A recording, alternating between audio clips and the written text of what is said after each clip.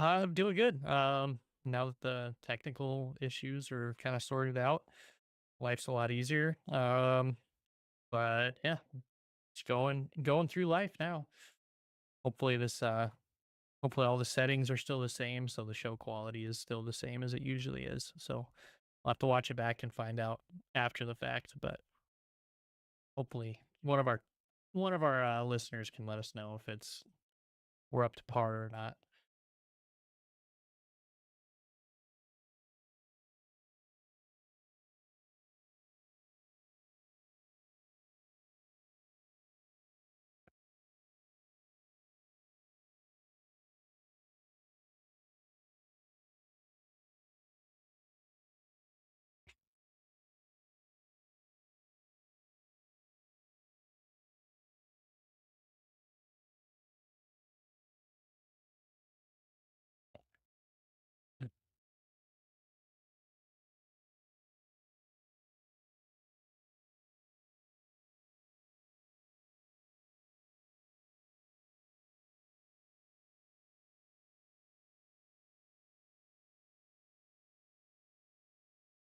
Closer to a third, and so there's that whole callback to when fast food was doing the quarter pounder, and they tried to upscale their menus to a third of a pound burger or something like that, and nobody was buying the third pound burger because they thought it was smaller than the quarter pounder. But I figured that was going to be too much of a deep reference for anybody to truly understand, and trying to tie it into soccer was going to be a little difficult. So, anyways, pushing that aside, um, before we get started, we got to uphold the tradition. Brian, what are you drinking tonight? Sorry, I'm going back and trying to figure out the.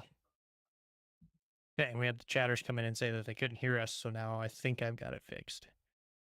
Um, I got water, and apparently to go through go through all of the growing pains of trying to reset this up after blue screening my PC last week, I'm gonna need it because we were 2 minutes into the show and already had an issue. So perfect.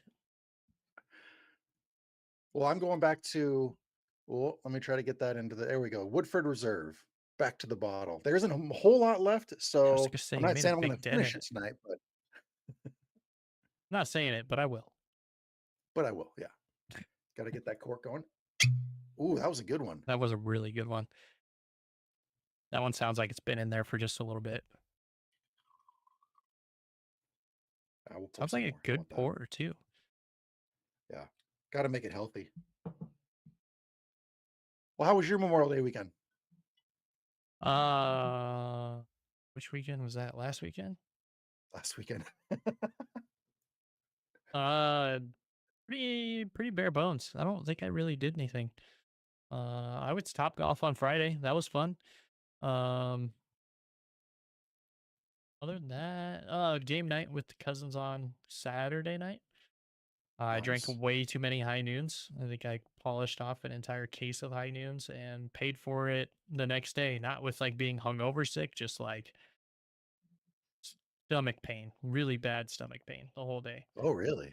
Yeah, I think whatever artificial sweetener or sugar they use in that just did not agree with me. So won't be doing that again and probably won't be going back to high noons for a very long time.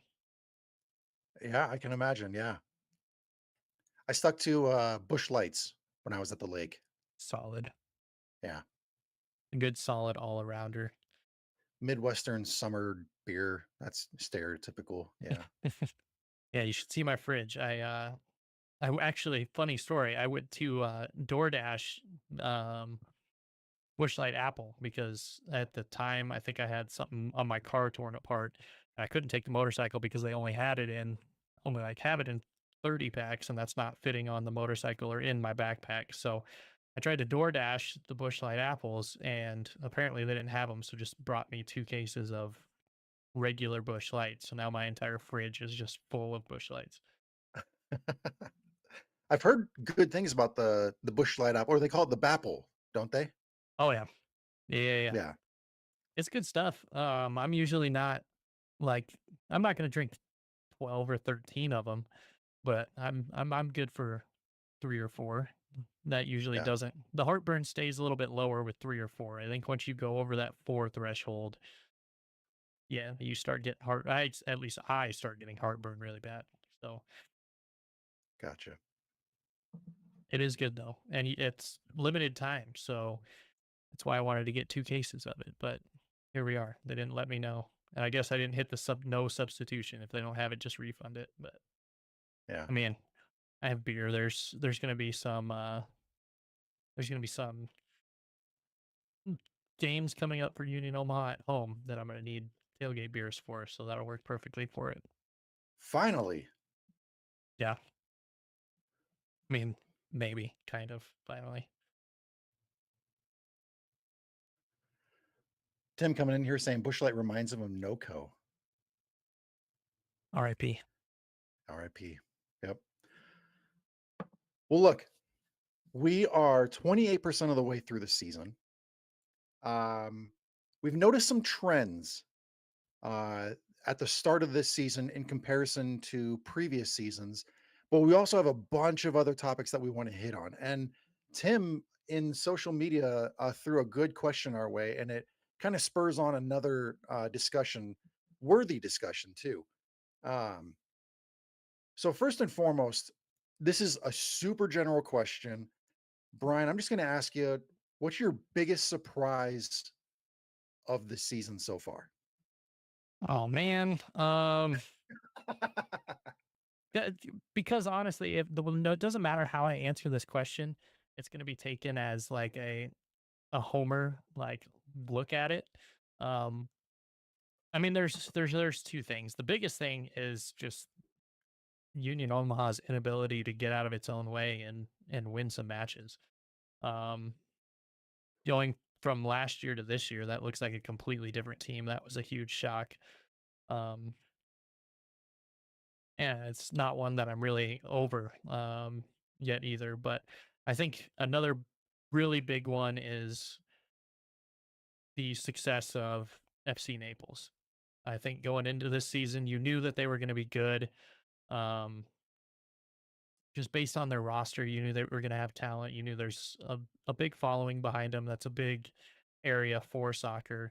I just don't think I saw them at the beginning of this season sitting, in first and second place, like battling for that first and second spot this early in the season, and looking as good as they have at it. Um, and I know, like we said, the biggest thing, but I've got really three big ones. And my third biggest one is just the amount of offensive firepower that Spokane Velocity has this season. Not a shock when you look at their roster, but when you look at last season compared to this season at this point, th- they are really, really good. Right now, they're sitting with a plus 11 goal differential. The next closest team to them in goal differential is FC Naples on 5. So FC Naples is 6 goals behind them in goal differential. That is insane. Um, yeah, those are my biggest takeaways so far from the season. But if I had to choose just one, it would it would have to be Union Omaha's inability to really do anything. Yeah, I would agree with you. I think seeing a team like Union Omaha go from winning the championship, the double last year, to being the sole possessor of the wooden spoon at this point in the season, which, funny enough, I received a text from one of our listeners, Tim, who helped me out with this stat. He said that this is the first time in club history that Union Omaha has been the sole possessor of last place. They've been even earlier this season. Union Omaha was in last place, but it was because they hadn't played any matches or they only had a couple that they were tied with somebody else. This is the first time in club history they are last place. And even looking at the votes for last week's polls when they were playing Naples, there was still some confidence from some of the fans that were looking at Union Omaha to be a contender in this match. And then the match proceeded and they went on to lose to Naples 3-1.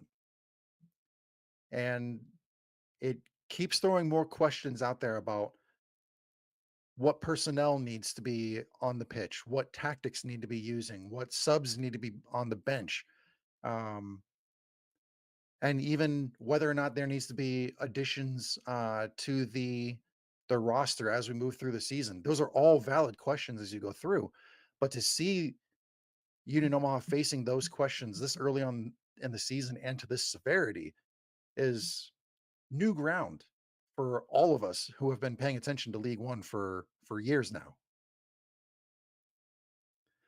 And I'll throw this out there. I'm pretty sure that there's quite a few people out there with the case of Schadenfreude right now because they're living it up seeing Union Omaha down there. There's always the jokes about who's at the top of the table because there's always the meme being shared. I think Gio was the one that started it with Greenville on top of the table and all that stuff. But um, seeing it with Union Omaha at the bottom, yeah, I'm sure there's plenty of fans out there that are happy to see that as it is. But um, we could easily make this a show entirely centered around Union Omaha for obvious reasons, but we can always throw this to other clubs as well. You mentioned FC Naples as a team with a big surprise. Looking at their current record, yes, they beat Union Omaha 3-1. They've gone through a couple of periods where they lose two in a row.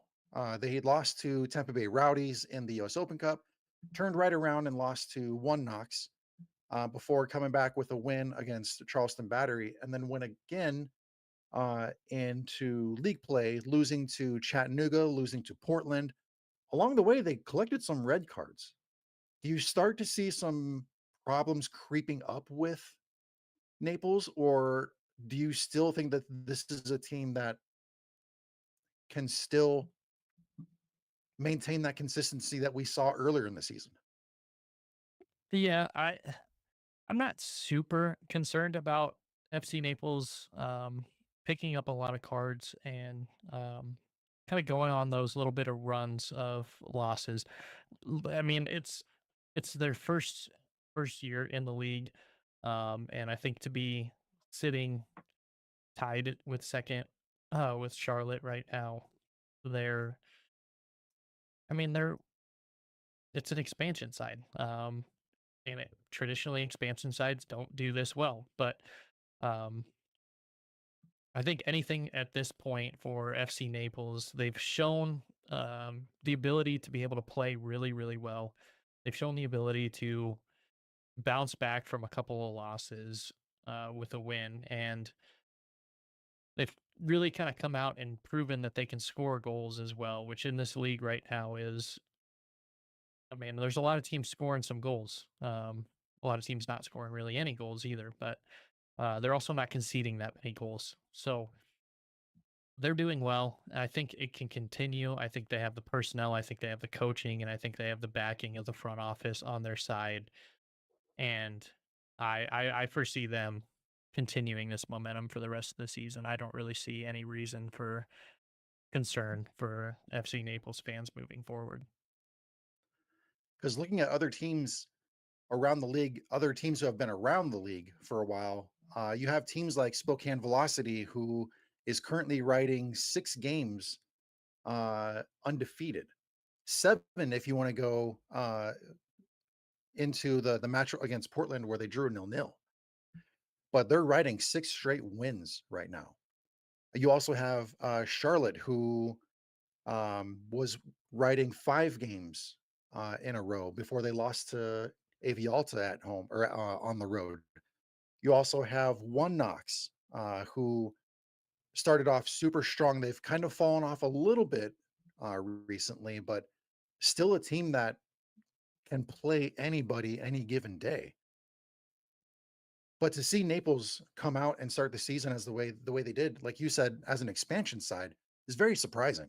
And congratulations to them for doing that because that's very tough to do to organize a team the way that they did, build the chemistry right away, and go into season play and start competing right off the bat. That's really, really difficult. Hmm.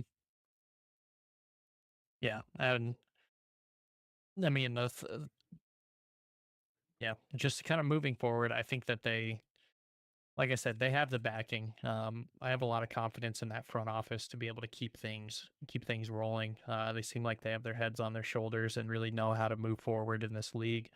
So it'll be interesting to see how they do for the rest of the season. But being 28% through and being in the top two is it's a big huge accomplishment. Yeah, and Tim coming into the live chat saying, let's see here. Biggest surprise for him, teams are allowed to score goals from open play. That's huge for us. Which brings me to one of the trends that uh, we noticed when we were doing some of the work on the outline here. This season, we've scored 59 goals so far, which I'm sorry, we've scored 163 goals across 59 matches, which comes out to an average of 2.76. That alone is fourth highest in league history, but we're only 28% of the way through the season. And if you look at the some of the other aspects for how this season has started, we are currently witnessing the most draws in for the start of a season in league history. We have 21 draws across 59 matches, which comes out to 36%. Closest after this much into a season of any previous season was 30%. Home teams are winning drastically more than what they had been in the past.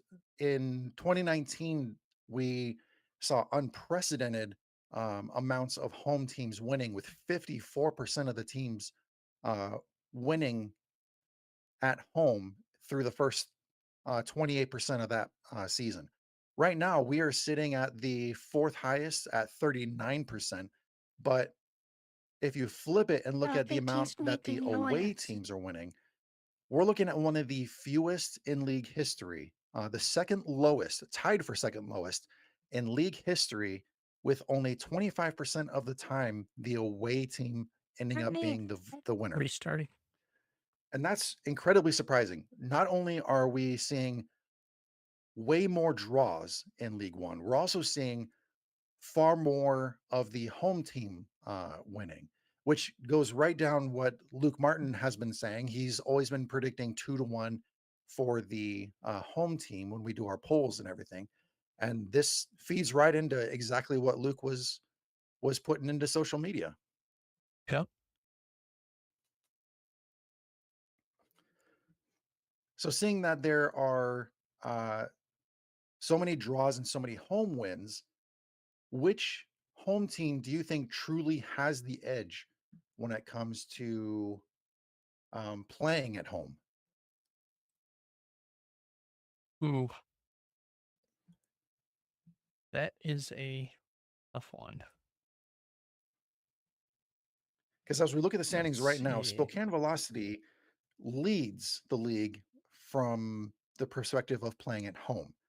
Um, in 6 matches, they have 11 points with only one loss during that stretch of 6 matches.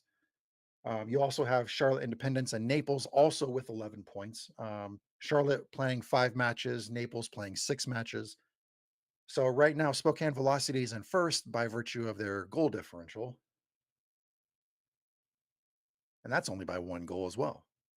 Yeah. Yeah. Mm,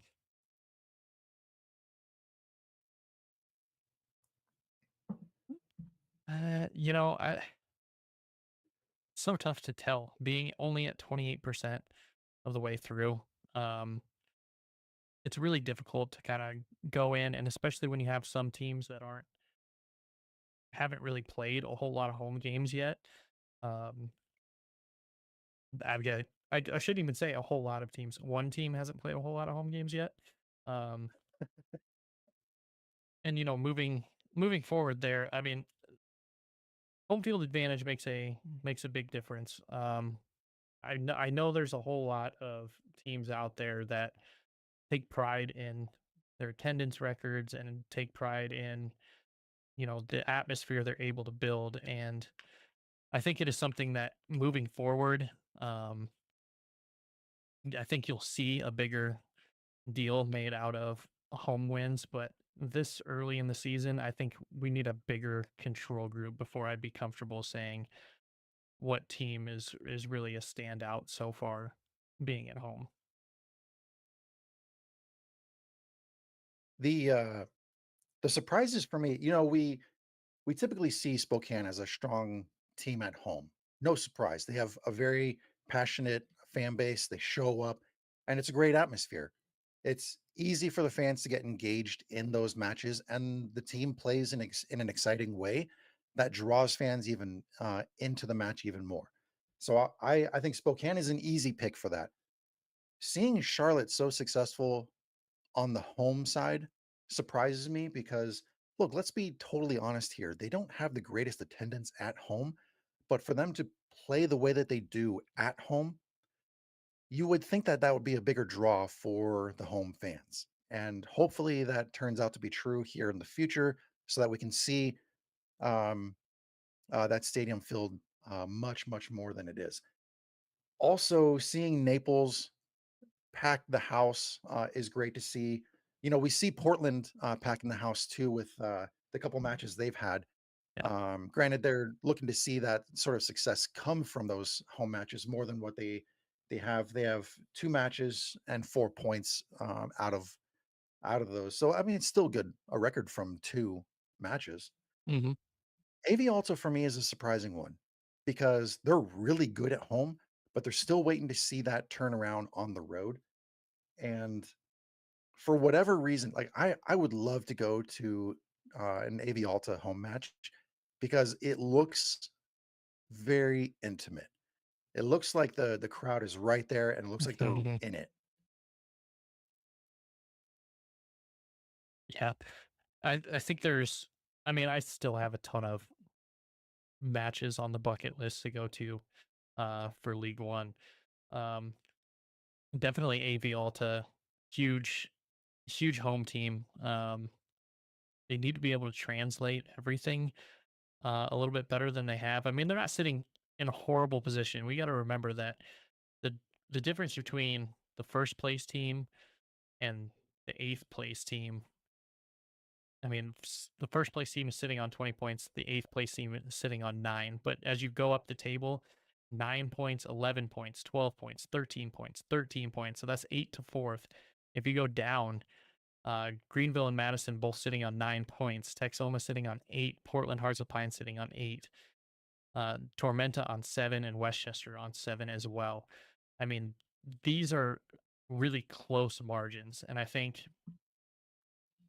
moving forward, it's going to become a little bit bigger of a deal if you've played the majority of your home matches already, or a not the majority, but you've played a high number of home matches. I think down the stretch, that's going to be hurt a lot more teams that have played more home matches this early in the season because you want to be playing your best soccer late.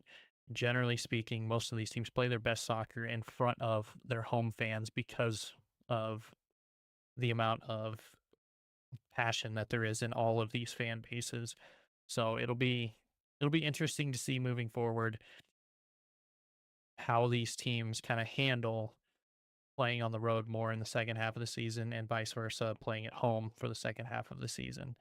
Um, I mean, I know we're sitting on only one, two, three, four, five, 6 teams playing less than 5 home matches this season. So it's going to be tough.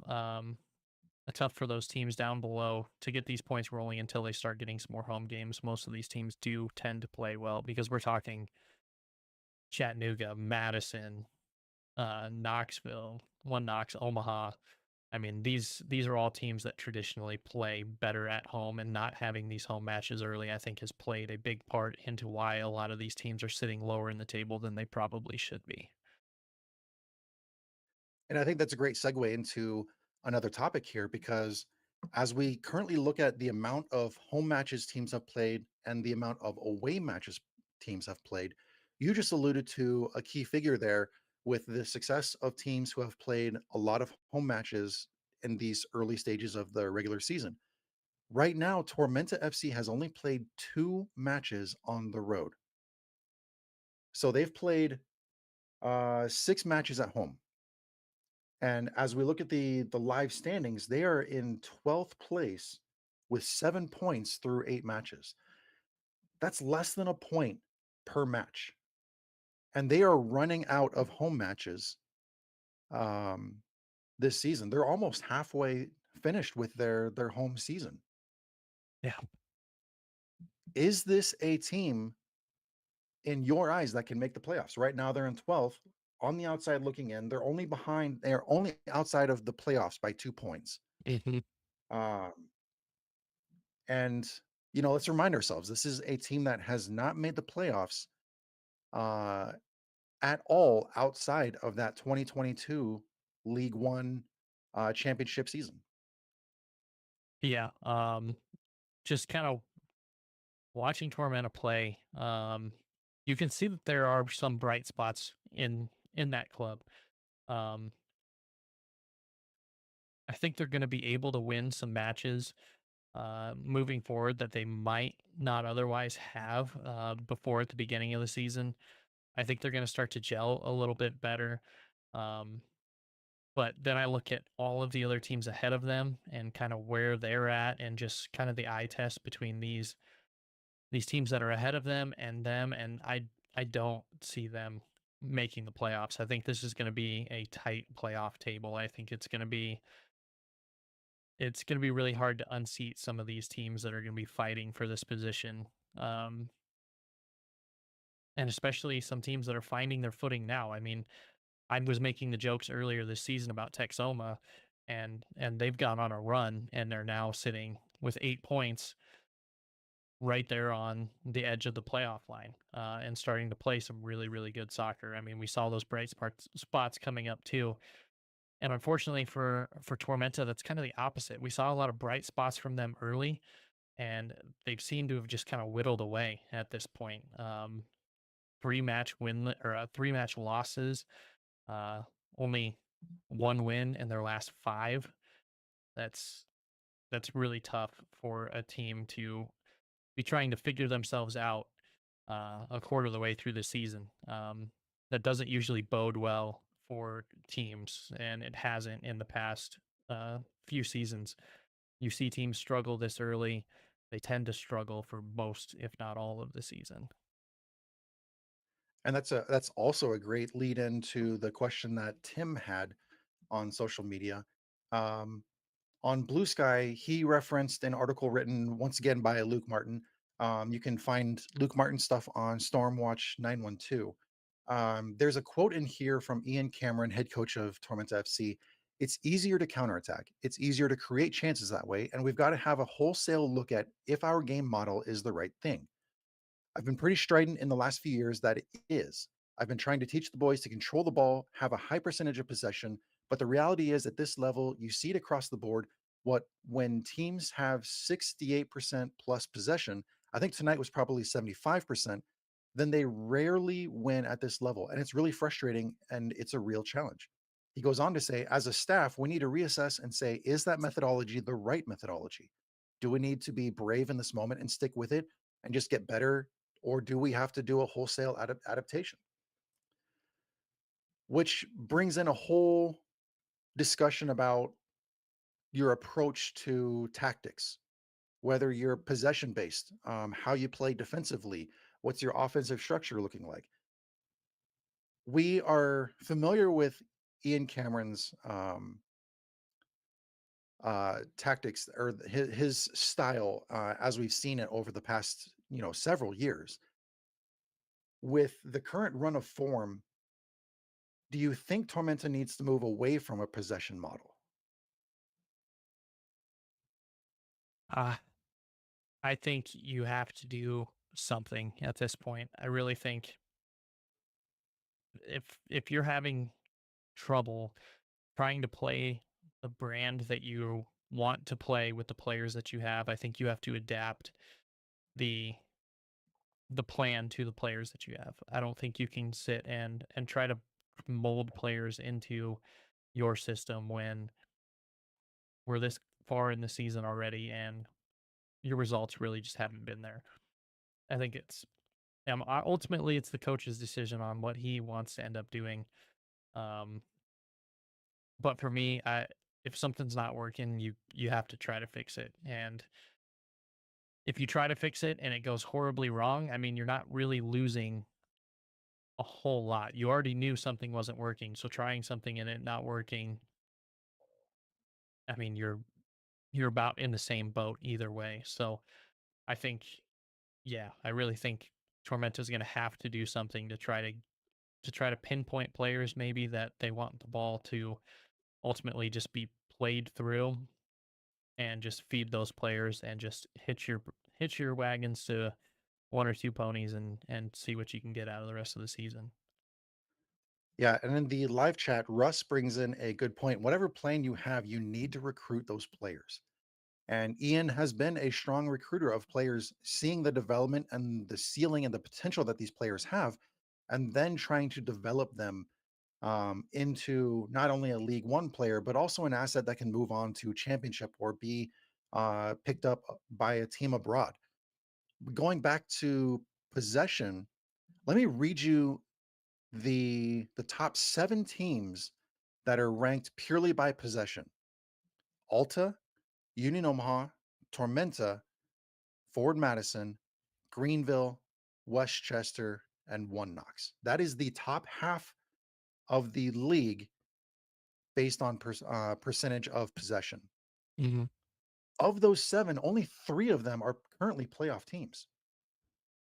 So if you're looking for some sort of evidence as to a model of play or a style of play when you have possession, that's pretty good indicator right there that possession doesn't always equate to goals or equate to wins.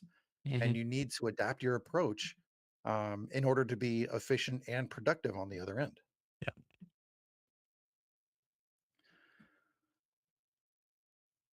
Yeah. I think that obviously with all of the teams that you named, you we don't see the big time teams up there right now.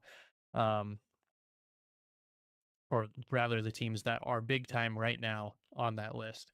Um, right now possession just isn't doing it. And I don't know if it's collectively that these teams don't have the pieces necessary at this point, or if it's just the style of the play hasn't caught up to some of these more fast paced,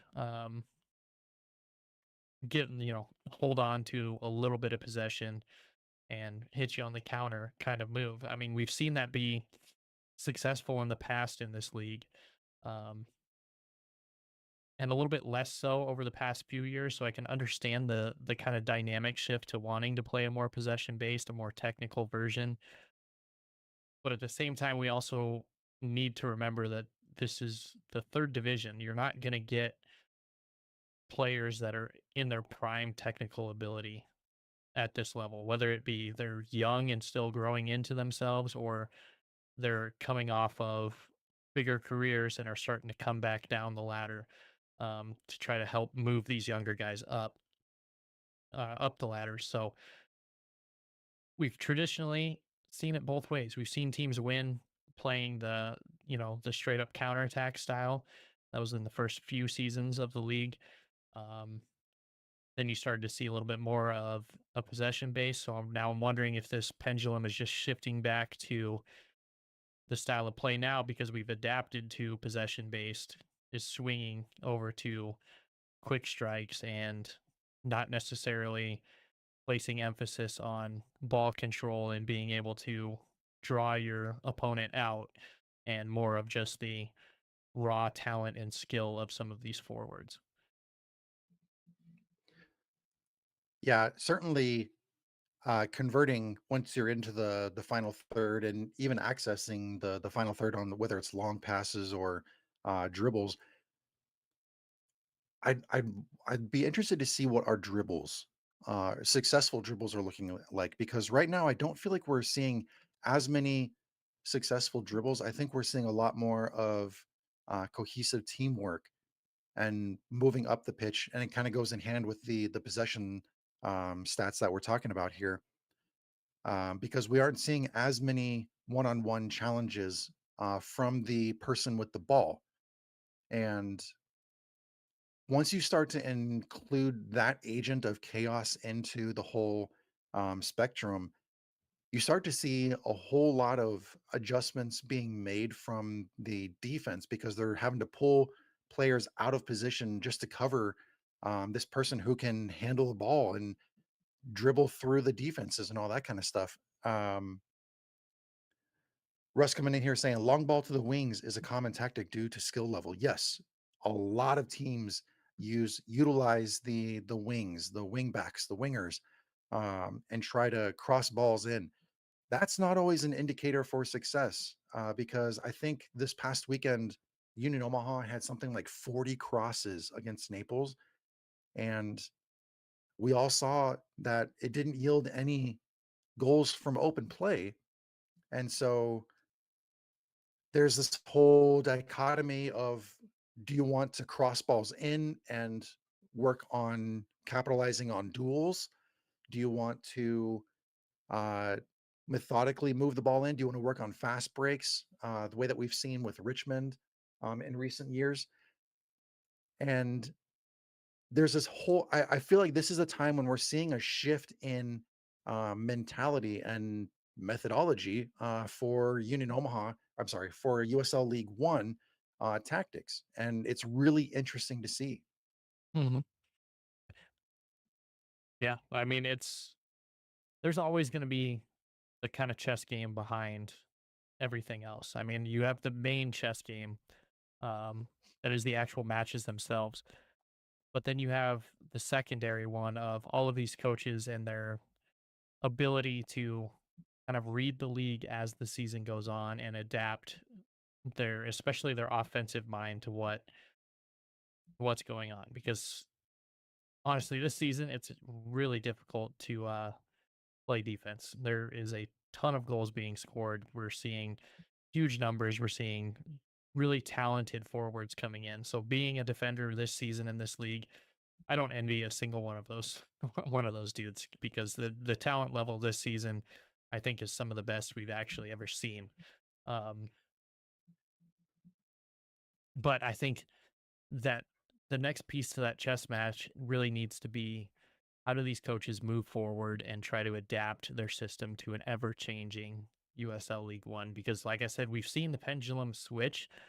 I don't know if it's completely switched or if we're seeing it swing on a new axis to like, because I don't think any of these teams, there are a few teams that are trying to play the same system they've played for years now. But we're also seeing some of these teams break into a more hybrid version of themselves. Um, we'll take Spokane Velocity, for instance.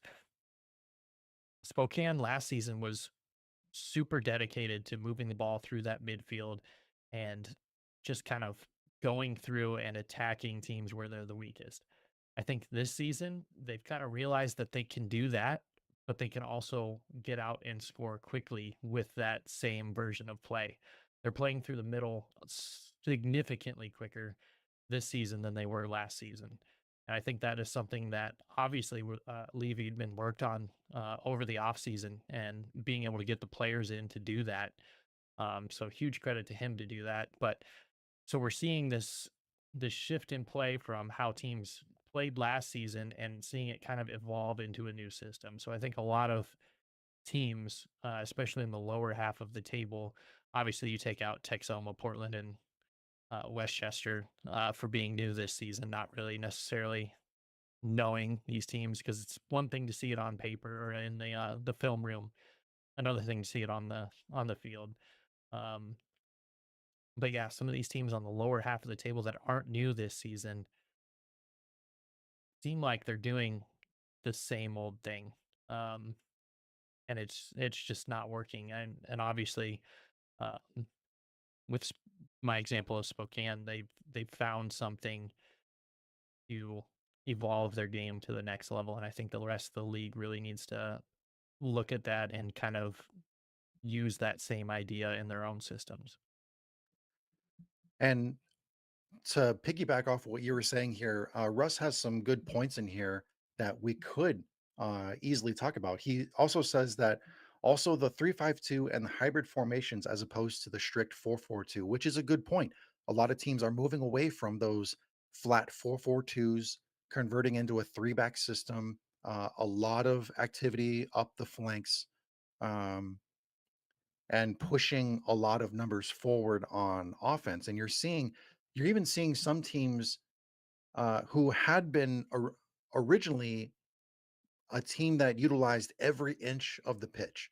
Now they are moving to a very centralized 4-2-3-1 type of system, or like a 3-4-3 system, to really capitalize on the middle spine of the pitch. And you're seeing that sort of success just in the difference in approach. Russ also brings in another good point here. I wonder, with the growth of soccer in the US, you wonder if the talent is harder to find since lower level leagues recruiting is not as robust, which could prove beneficial to younger recruits in the coming seasons as more and more League One teams begin to join. I think we are going to be ushering in 5 or 6 new teams next season alone. So Yeah, I there's think it's plenty of 6. Yeah. opportunities. Yeah. So I think there's plenty of opportunities for young recruits to become a pro at the third level in America, um, just by virtue of seeing these new teams ushered into the league. Yeah, I definitely think it plays a part in it. Um, it's going to be interesting next season to see that. But moving forward, I think there's still time for some of these teams in these tougher positions to be able to go out and still find guys. I think they're out there. There's I'm not even going to pretend like I have any idea how difficult it is to try to put together a team, especially in season. Um, but yeah, I think there's enough talent in the US for these teams to be able to go out and find something. It's being able to put the time and money into finding those players. And during the season, that is really the biggest struggle for a lot of these teams, the lower half of the table. And a lot of the talk that we have right now is all about how teams are adjusting into an offensive setting. Well, we should also be paying attention to how teams are adjusting in a defensive setting, because there's also a different change in approach there as well, where we obviously just mentioned about teams relying on the strict back four system. Now you're seeing more and more three back system. You're even seeing one or two teams across the league utilize a five back system. Hmm. Um, and one, so if you, we typically associate possession with like a Spanish style of play. Um, on defense, and you look at the efficiency and defensive actions, you start to lean more into like a German model, and I'm sure Shadow Wolf could certainly help us out in that discussion. Um, but there's if you read a bunch of stuff on tactics and all that kind of stuff online, you start to see how Germans tend to approach uh, soccer from tactics, and they're all about efficiency. They're also all about winning duels. And a specific duel that they like to win is the aerial duel, because there are so many teams that utilize what we've talked about already with the crosses coming into the box. And seeing how clubs find the success with aerial duels and are able to convert that into success on the other side of the pitch. um, if you look at League One, at the moment, Tormenta has the most aerial duel success at 59%. Just behind them is Charlotte. And then you also see Spokane, Westchester, One Knox, Union Omaha, Avialta. So there's, in that mix just there, you see some strong teams at the top of the table. You see Spokane, you see Charlotte, you see One Knox. Um, and you see the approach that they are having when it comes to their defensive actions. Those are all teams that are very defensively sound, and very defensively reliable. We've seen them year in and year out, especially with One Knox. Very, very defensive team. Very well coached, organized, and they convert their defensive wins into offensive chances, and it's a very entertaining style to watch if you're looking for the tactics and the chess pieces.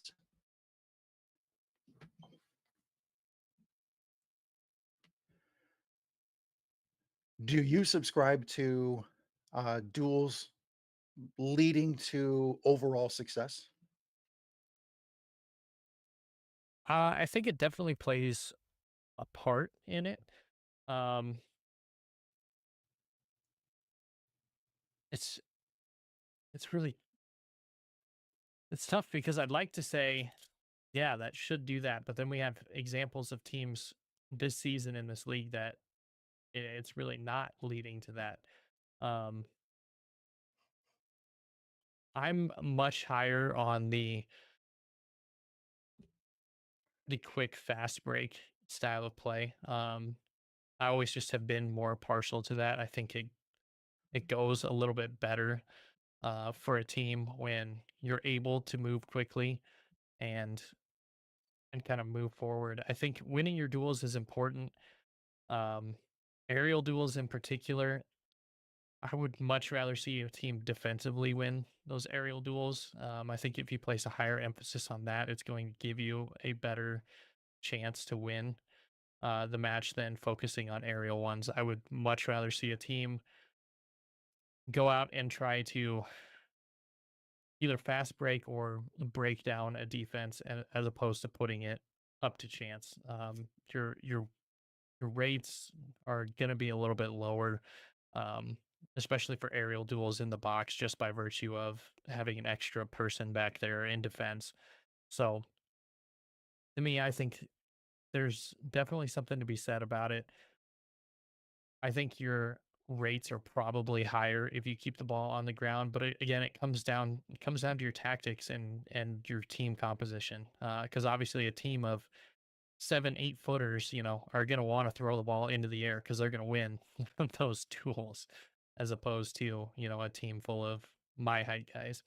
Um, so I mean, there's so many factors that go into it that make it really difficult to kind of discuss that part of it. I think there's also, to kind of contradict myself and I guess just point out that I'm not, obviously not a coach. Um, there's a skill level to this league, so that's not always the highest um, for the style of play that I prefer to watch and prefer to see from teams. So it's a little bit more difficult. I think individual battles just play such a huge part in this league right now that you're really seeing your mainstay guys going up against the mainstay defensive guys on the other side. So those are the duels that I would be super concerned with worrying about, as opposed to just an overall rate of duels won. You talked a little bit about fast breaks. And I'm going to try to ask this question without laughing because I promise there's a storyline that goes along with it.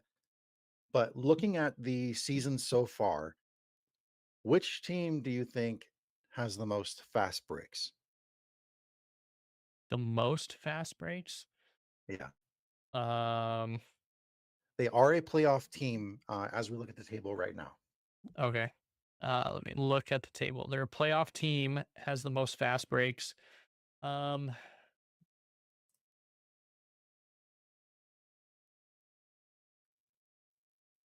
oh man. I'd really like to say the kickers. Um, that could just be recency bias from the last few seasons, where that was their primary motivator. Because I mean, looking at it, Spokane's usually more of a build-up team. FC Naples has been. Charlotte, we know, loves to play their wide crosses. Chattanooga would be another good one. I'm gonna go with Richmond. I think I feel confident Richmond would be one of them. So your recency bias is strong because obviously they have utilized that a lot in the past. The most so far is Charlotte. Really? double the next team down. Charlotte has 20 fast breaks. Spokane and One Knox each have 10. Wow. But here's why I was trying to hold back my laughter. Just before Charlotte kicked off this past weekend, there was that news that broke on social media that Alfredo Medense's his loan, he was being called back to Lexington. And I could not help but laugh so hard. And it was like a pained laugh too, because Mhm. Alfredo Medense is so good. He has been so good with Charlotte. Yeah. And as he's leading the league in assists, and he's being called back to Lexington. Mhm. Just brutal because Lexington, I think right now in the championship, like they're dead last or something like that. Yeah, So to see him I get was just looking that up. it just it hurts. I'm trying to laugh through the pain because I really enjoyed watching him play with Charlotte. Like he seriously was a lot of fun to watch with Charlotte. If there was a way for Charlotte to bring him back on a permanent, um, man, Charlotte would be so good. Lexington's actually would, if you combined both of the leagues, they would be 21st out of 24. So not the Gotcha. worst, but they are the worst in the Western Conference. Okay, there we go.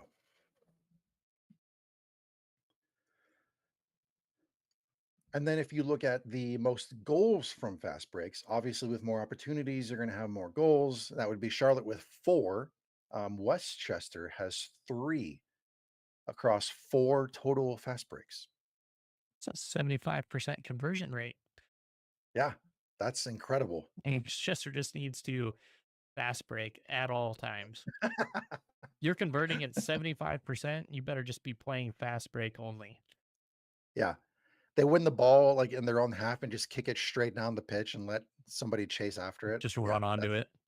that's their offense. We figured out Westchester's offense. You're welcome. Yeah. Just me playing the career mode on FIFA on the easiest difficulty as a striker and just running and calling for the ball as soon as we get possession. Russ coming in here talking about other factors to consider as well. Height of players in the box are not needed for crossing tactics. Not everyone can have a Messi. Also, players with unique skills like Ibrahimovic. Now, we're not all going to be able to pull a bicycle kick from near half line, but um, the height of the players in the box is a good topic because you look at Naples with Breck Evans and Jake Dengler. I mean, those two in and of themselves, I think each of them is like 6'4", 6'5". And then you start to translate their height and the amount of crosses they've seen in the box, the amount of aerial duels they can win, and you're starting to see something because even head coach Dominic Casciato from Union Omaha has mentioned how he wants height on the roster. He has not shied away from saying that in interviews, both on offense and on defense. And um, And so clearly he's seeing something that is providing success for other teams in the league, and he wants to implement that at Union Omaha as well, or at least he has in the past couple years. But I mean, Richmond has some tall guys on their team. Charlotte has some tall guys on their team. Spokane has some tall guys. So if you're a young guy trying to become a pro soccer player, if you are 6'4" or 6'5", teams are going to swipe right on you. Yeah. Jake Dangler is 6'5". 6'5", man. And he's a 6'5" where he knows how to provide or make space for himself in the box. He knows how to he knows the body mechanics, like how to shield uh, anybody trying to win an aerial duel against him. He's good at making space for himself in the box. And So, yeah, when he's not getting red cards, yes. when he's not getting red cards. Yes. Sorry, it had to be said. Had to be said. Happened a little bit too often last season for my taste, but And he has one this season so far, right? Mhm. And it was against Chattanooga.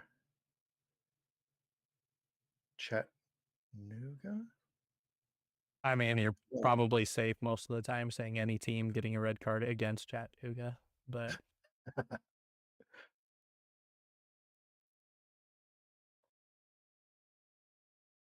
I want to say it was Chattanooga.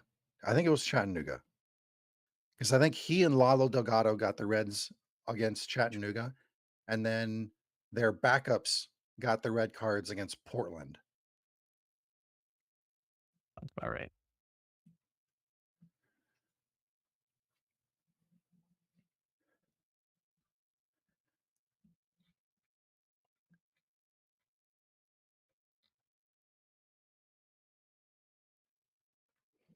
All right, we are also looking at other interesting items. Yes, it was In against the Chattanooga. it was okay, cool. And yes, Other only insert, one this season. yeah, only one, yeah. I'm trying to Um, type with one hand essentially, so I'm a little slower than usual. you're good. The inclusion of Jägermeister Cup into the season in a different format is proving to yield different results than we were anticipating because in the Open Cup, which has been previously our measuring stick for League One against Championship, we've seen growing success. But now that we see them playing Championship on a regular basis in the Jaeger Cup, we're not seeing that same level of success. Intel. Um, what are your thoughts on the Jaeger Cup? I mean, we've talked about it at length. I think we both love the Jaeger Cup. Um, I'm not going to change my opinion on the Jaeger Cup just because the league that we cover and follow is doing horribly in it so far. Um, and honestly, will probably continue to be that way. Um, I still think it's a great thing. I think it's going to eventually grow that talent gap, but I think you hit the nail on the head where we saw success for League One in the Open Cup, and you're not seeing it in the Jägermeister Cup. So maybe I know I was guilty of it, at least comparing League One to Championship and describing the distance is not that far off. But I think seeing this competition, at least so far, I mean, granted, we are still very, very early in the Jägermeister Cup season. So um I think the the lack of success League One has had in the Jaeger Cup thus far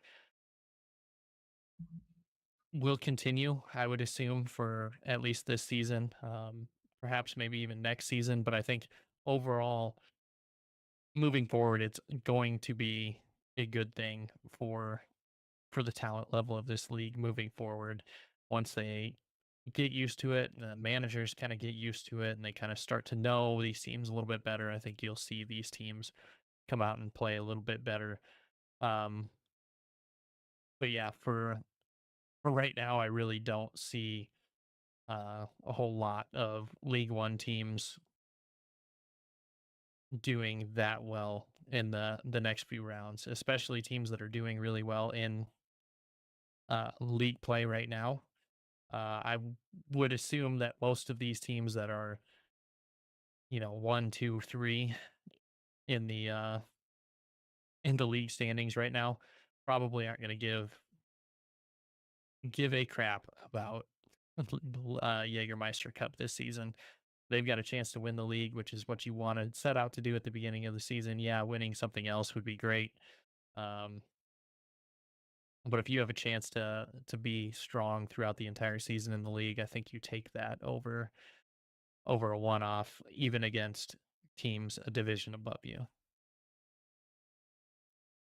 Yeah, I haven't shied away um, from my original thoughts on the Jägermeister Cup with 6 to 7 teams in a single group. If you lose once, you're out. Even if it's your first match and you still have 3 more to play, you're out. I'm Yeah. sorry.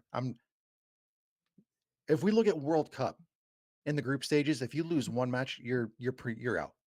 And Mhm. so to throw in 2 to 3 more teams into that mix,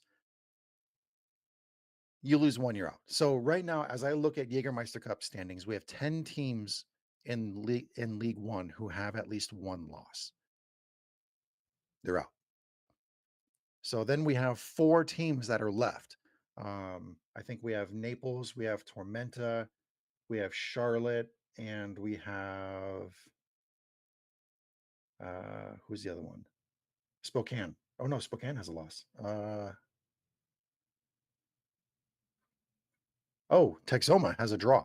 So they're technically in that group too. So of those 4, do any of them have a viable chance of escaping their group? 2 of them, 2 of those 4 are in the same group, by the way. Yeah. Um,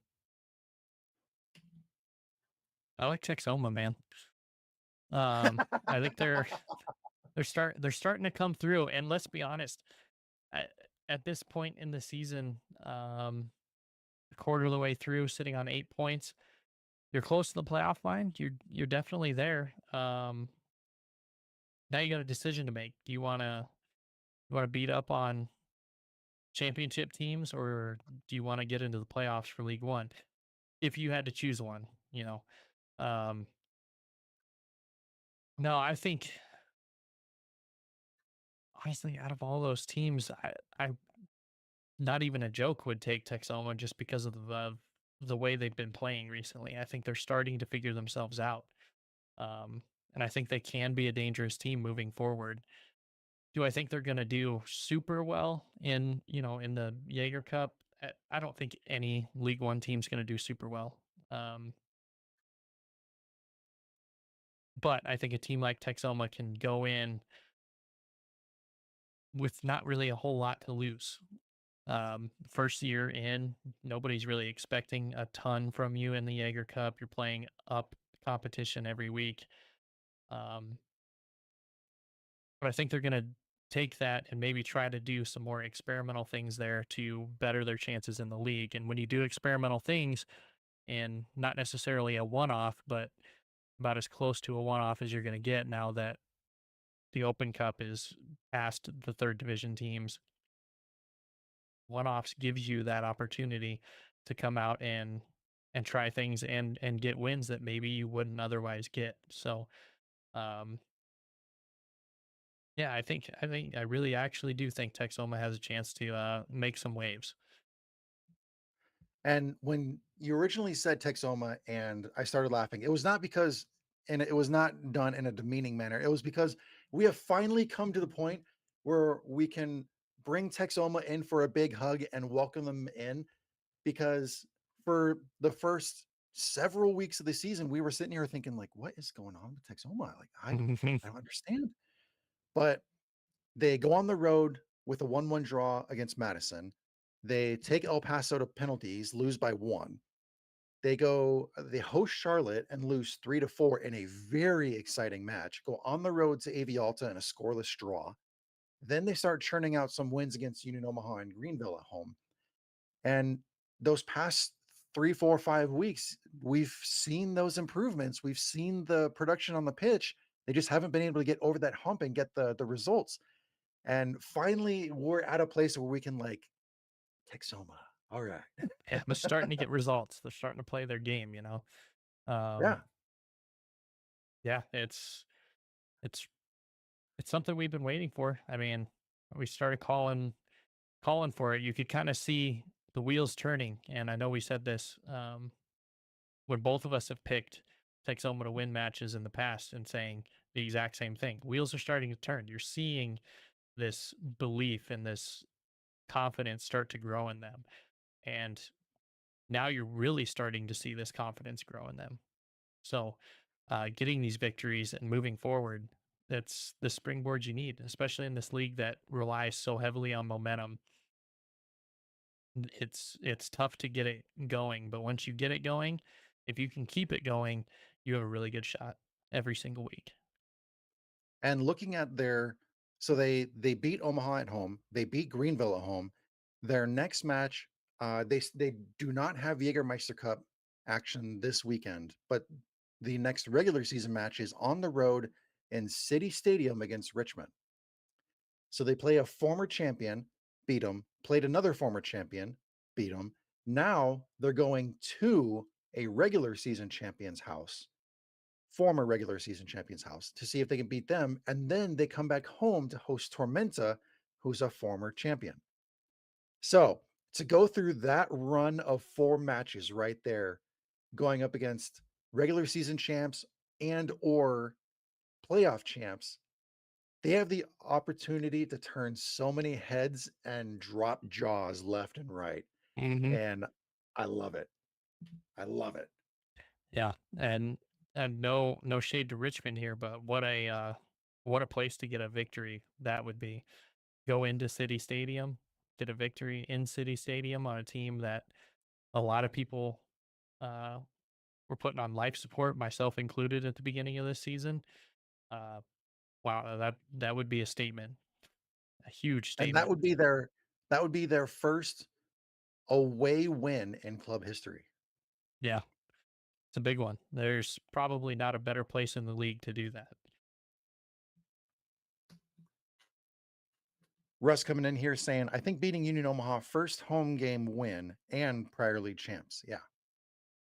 It's No one wanted to that's a be good first. springboard. Yeah. No one wanted to be first, and it just so happened to be Union Omaha. I mean, writing was kind of on the wall for the first few weeks. I mean, I want to keep dogpiling on Union Omaha, but I will. They have not looked like a very good team. Right now, Union Omaha looks exactly like what Texoma looked like at the beginning of the season and have not been able to figure it out, whereas Texoma has. Yep.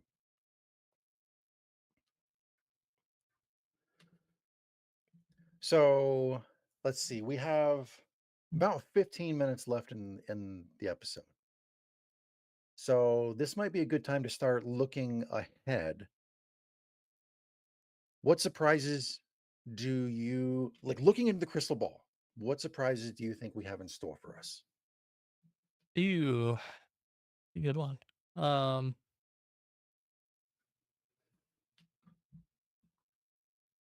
mhm.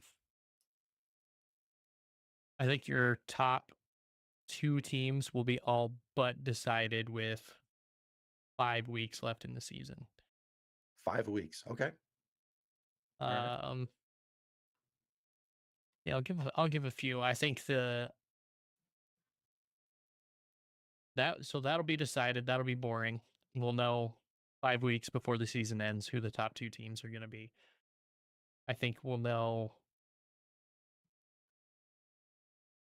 3 through, let's say, 6 by the last 2 weeks of the season. It will be those three teams. Obviously, the positions could change, I think, at that point, but we'll know with 2 weeks left in the season the 6 teams that will make the playoffs.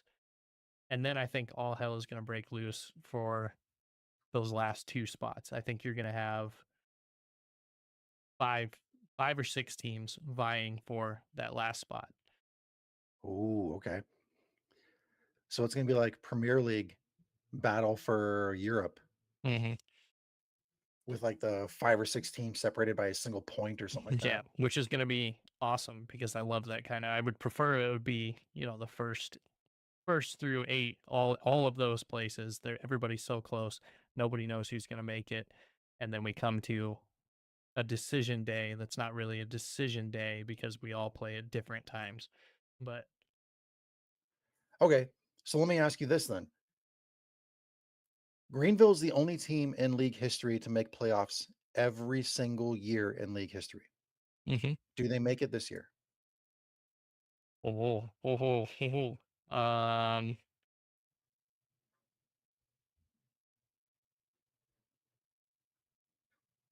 Everybody above them. No, They do I don't not think. make playoffs. I don't think they do. Okay. And I mean, I can give an insight to it. I think consistency is gonna get you into the playoffs, and the team right below them is about as consistent as it goes. It's not the most ideal consistency. I mean, draws for damn near every single one of your matches. Um, and that's forward Madison, but consistent is consistent. You know what you're gonna get week in and week out. You can't say that for really any other team right now besides Spokane. Spokane and Forward Madison are the two most consistent teams at this point in the season. Yeah. Okay. So let me ask another club specific question. Right now, Chattanooga is in the top four. They've had some surprising results throughout the season, and they don't seem to have any shortage of those surprises in store. Are they a top four team in your eyes, or are they a playoff team? And if so, are they a top four team? They're a playoff team for sure. I think Okay. Chattanooga makes playoffs easily. Uh, yeah, duh, yeah. I saw you right there switch over to the top four question. Yeah. It's tough just because you look at 4 through 7 separated by 2 points. I mean, there, and I'll be pretty honest, with the exception of the 8 seed, I could see that being the playoffs at the end of the season. Um, just with how all of these teams kind of have been playing. Um, Ooh, do I like? So right now in my head, I'm going back and forth between Chattanooga and Richmond. Which one do I have more confidence in getting that number 4 spot? Oh, that's super tough. Um, right now, Chattanooga, in my opinion, is playing better than Richmond. So yeah, I would give the nod to Chattanooga getting a top 4 spot. Okay. And But Richmond scores a lot of goals. another club specific question. Avialta, they've played a third of their home matches already. Yeah, They currently sit with 11 points in the standings. 10 of those points were won at home. They are currently seventh place. They are in the playoffs. Final whistle of decision day blows. Are they a playoff team? I think so. I think they're You think talented so? enough. I think talent will be able to bring them through places other teams won't be able to get through. Okay. For I your kind of figured sake, that one was coming. yeah. How about Union Omaha? No, I think Omaha does not make the playoffs. Okay. All right. If you want me to go one further too and really rile up the crowd and piss everybody off, I think Union Omaha is probably in the position they'll stay in for the majority of the season. Wow. Wooden spoon winner. Yeah, and I don't think it's going to be very close.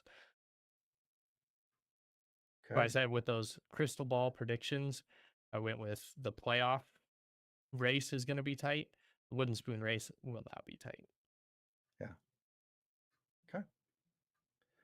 I'll have to look back and see at this point in previous seasons who was the wooden spoon winner at that time, and then who was the ultimate wooden spoon winner to see if there was any difference in position.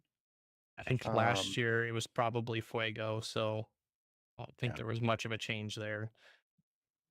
Oh yeah. Past Mm, few seasons with Fuego, and then before that it was North Carolina, and before that it was Orlando, and they Yeah, I, were I I think teams, I think we figured it out that teams that are sitting in this position at this point of the season generally stay there. oh man. Okay. All right. I mean, Well, anything can happen. And obviously, I'm going to throw it out there before I get thrown under the bus as like a Union Omaha hater. I don't want that to happen personally. For my own sanity sake, for the team that I support, I would prefer Union Omaha not be there, but I have also not seen anything from Union Omaha that sways me to think that they're going to be able to score goals, A, or stop goals from going in, B, even with we see Nuhu in between the sticks and um our two center backs. I just don't. There hasn't been a whole lot that has been like, whoa, this team is on the precipice. They're right there. They really haven't been right there. They haven't proven they can score. Yeah. And you got to score goals in this league to win, obviously. So if I recall correctly, the biggest jump we've seen from season to season was North Carolina. 22, I think they were wooden spoon winner, and then 23, they were champion. I think the biggest drop we've ever seen in league history was also in that same time frame where Tormenta won in 22 and then missed the playoffs in 23. But I don't think we've I can confidently say we have never seen a team win first place one season and then wooden spoon the next season. I can say that confidently. Yeah. Yeah. I think you're about to. There you go. There's your crystal ball right there. There. That We that have can that can count as a rant. And there you go. Bring it back for this. we have just a few minutes left in the episode. So if you have any questions you want to throw into the live chat, go ahead and do so. I will also check social media real quick. I don't think there's been any updates there since last time I checked. Yeah, we don't have any questions there. Um, before we close the episode, I definitely want to do a shout out to Russ. I saw him last night at the Union Omaha team event where we had a couple players speaking, answering questions from some of the fans that were in attendance, and I got to chat with Russ for a little bit. And um, Russ, know that we're thinking about you. We want everything to go well here pretty soon, and we can't wait to see you again. Um, hopefully, uh, not playing soccer. How about that? I'm gonna try to line up something special for Russ because he's a good guy. Yeah, If you have Russ is a not great met guy. Russ, he's a genuinely great guy. Hmm. Definitely. Seat neighbor, whole 9 yards. Great guy. Uh Yep, Still better be wearing that Wrexham hat every match. yep. All right. Well, I don't see anything coming into the live chat, so I think we can start to wrap this one up. Um, Thank you, everybody, for tuning into another episode of League One on the Rocks. This has been the 28% season special, and we look forward to coming again next week with some more week 13 action and all the polls and all that kind of stuff coming your way, too. We'll have a couple new graphics coming out here pretty soon, too, which will be fun to throw into the mix of our social media routine that we've been doing this season. So thanks for tuning in. My name is Rich. You can find me on Twitter and Blue Sky at I'm Rich, but I'm not. And that is Brian. You can find him on Twitter at Media Grace. And we'll see you next time. Thanks, guys.